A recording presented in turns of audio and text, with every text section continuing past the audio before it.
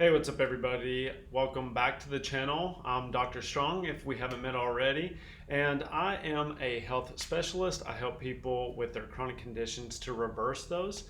And what we're going to be talking about today is diabetes. So I don't want to prolong this. Like, subscribe, and share this. If you like this video, it really helps my channel and helps spread the word.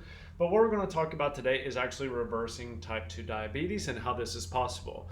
At our clinic here, we see a lot of people with peripheral neuropathy. They have numbness, tingling, burning in their feet. And one of the things that we can do to prevent that from happening is talking about how to prevent diabetes. Since about a third of the cases are diabetics and have some type of glucose or sugar intolerance, or they have some type of insulin resistance, one of the things that we need to do is to educate them about how we can go through this process in order to prevent that from happening. Now, when we look at type 2 diabetes, most people know it's due to impaired insulin production. This comes from the pancreas. So if the pancreas is becoming overburdened because we're eating way too many simple sugars, what will happen is it will downregulate receptors, and you get this high glucose in the blood from the pancreas not be able to secrete the insulin. It almost becomes wore out eventually. It gets so tired because it's having to work all the time. This is where things like intermittent fasting can help, so you can kind of reset that insulin sensitivity, and it can give the body a break and allow time for it to heal and to be able to produce the correct amount of insulin. So that is one thing that you can do. But when we look at the increased levels of glucose in the blood, those have a lot of symptoms that come along with them. That can look like foggy brain, chronic fatigue, depression, anxiety. It can look like peripheral neuropathy if you have numbness, tingling, or burning in the hands or the feet. So being aware of your body and the symptoms that your body is telling you something is going wrong, pay attention to those, because those are crucial warning signs before this develops into something that is more severe. We see some patients that they're in a wheelchair, they're in walkers because their feet are just so bad, they've lost the ability to drive. So they've lost their license because they can't feel the pedals anymore. So this is a very serious condition that needs to be addressed as soon as possible. If you're doing any type of routine blood work and you see your A1C, which is a 3-month average of your blood sugars, is creeping up, that's actually how they define or diagnose type 2 diabetes nowadays.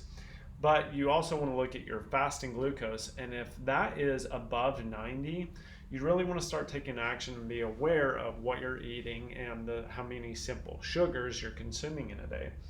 So work with your healthcare provider.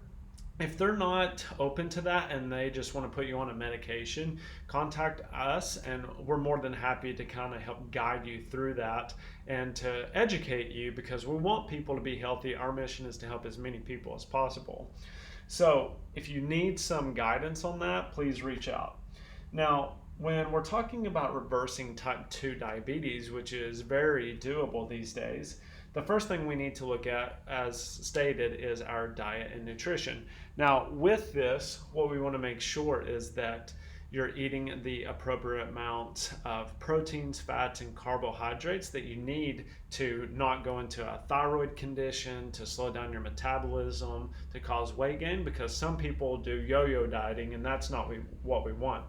You still need to be hitting your caloric maximums that you need for that day in order to function appropriately, but you really need to be careful about how many simple sugars that you're consuming.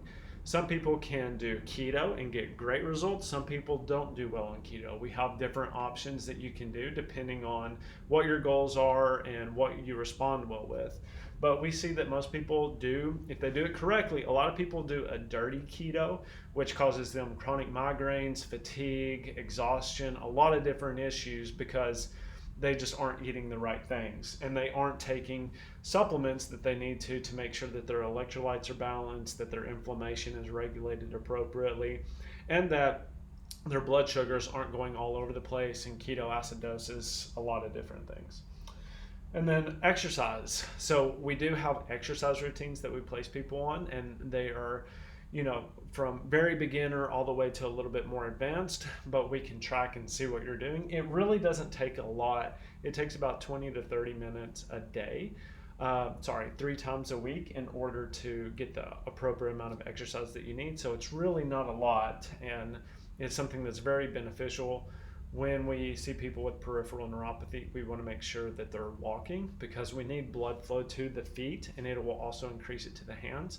Without blood flow, without oxygen and nutrients, then the nerves will never heal, and they're going to constantly have that burning, numbness, and tingling sensation that is driving so many people up the wall. Stress management is another one.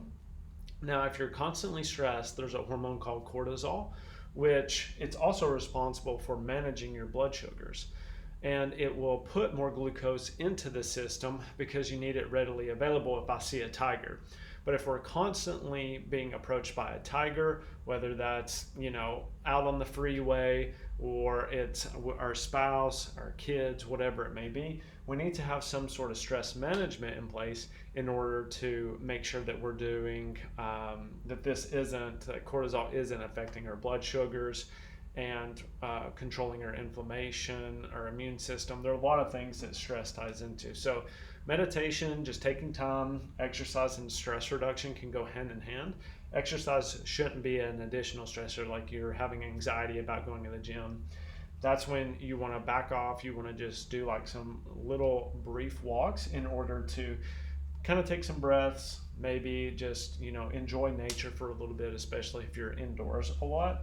That's something that can be really good. Here in Florida, I know that that's more doable. If you're somewhere else, I'd still recommend that you go somewhere that has like a walking track or something like that in order to get a little bit of movement and blood flow going.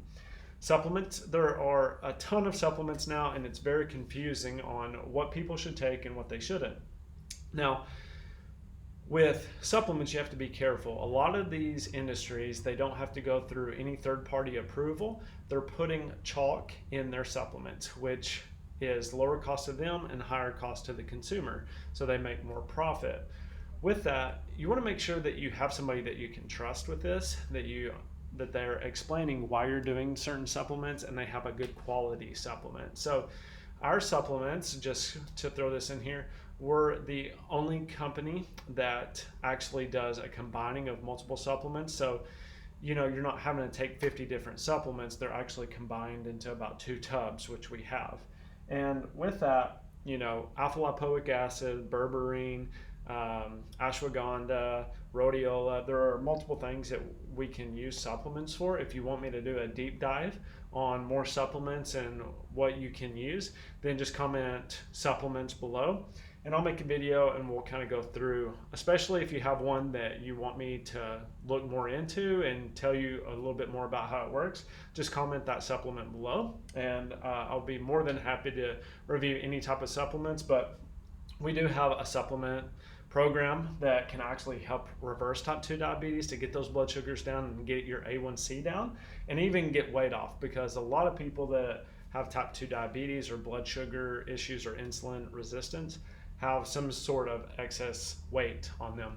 So we can actually use diet, exercise, stress management, and supplements to help address this and get rid of it. So I don't want this video to go too long. If you have any questions, just comment below. Thank you all so much for watching, and I look forward to hearing from you all. And if there's any questions that you have or another video that you would like me to do, just let me know. Thanks everybody, and I'll see you all next time. Bye-bye.